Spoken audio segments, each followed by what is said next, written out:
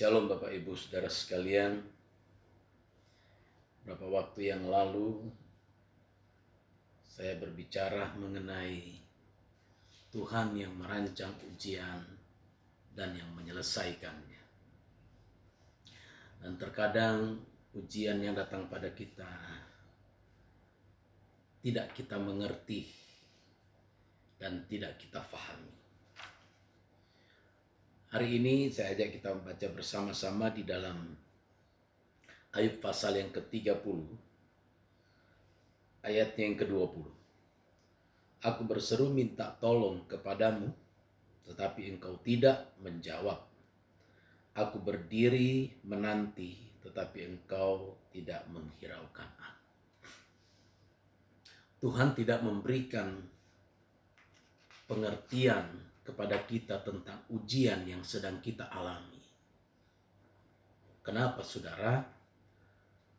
Sebab jika Tuhan memberi kita pengertian yang menyeluruh selama suatu ujian itu berlangsung, apa yang akan terjadi, saudara? Saudara lihat dalam pembacaan kita bahwa Ayub berseru minta tolong kepada Tuhan, tapi Tuhan tidak menjawab. Bukan berarti Tuhan tidak mendengar. Kalau Tuhan memberi kita pengertian tentang suatu ujian yang sedang kita alami, yang sedang kita jalani, yang pertama, iman kita tidak akan pernah berkembang.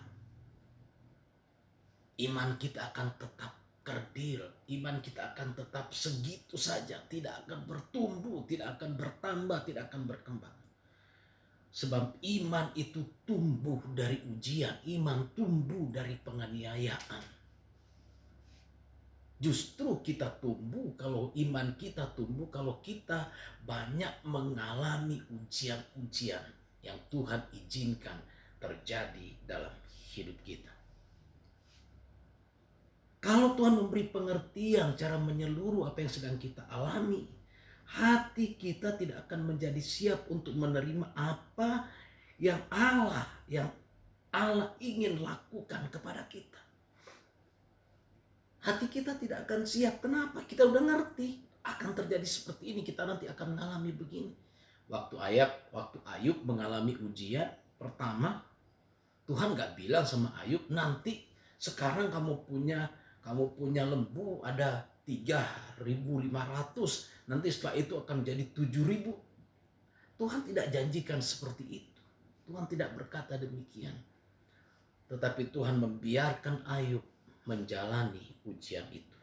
Bahkan Ayub dikatakan dalam ayat Ayub 29 ayat yang kedua, kiranya aku seperti dalam bulan-bulan yang silam, seperti pada hari-hari ketika Allah melindungi aku.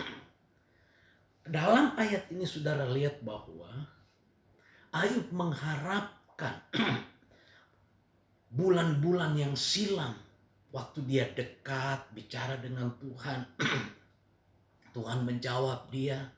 Artinya bahwa sudah berbulan-bulan Tuhan tidak bicara kepada Ayub. Seakan-akan Tuhan berdiam diri melihat Ayub mengalami semua penderitaannya.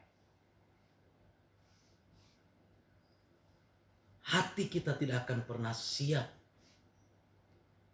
untuk menerima apa yang ingin Allah katakan dalam hidup kita.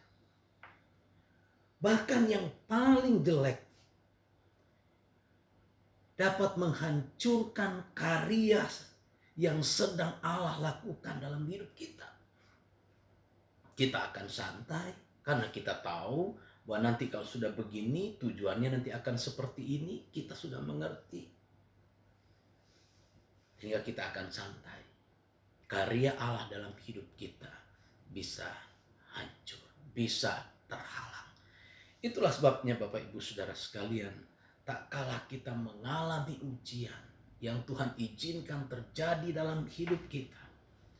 Firman Tuhan berkata, Roma pasal yang ke-8 ayat 28, Allah turut bekerja sama untuk mendatangkan kebaikan bagi mereka yang mengasihi Dia. Akhirnya, berdirilah teguh, nantikanlah janji Tuhan pasti digenapi dalam hidup kita. Tuhan Yesus memberkati kita semua. Amin.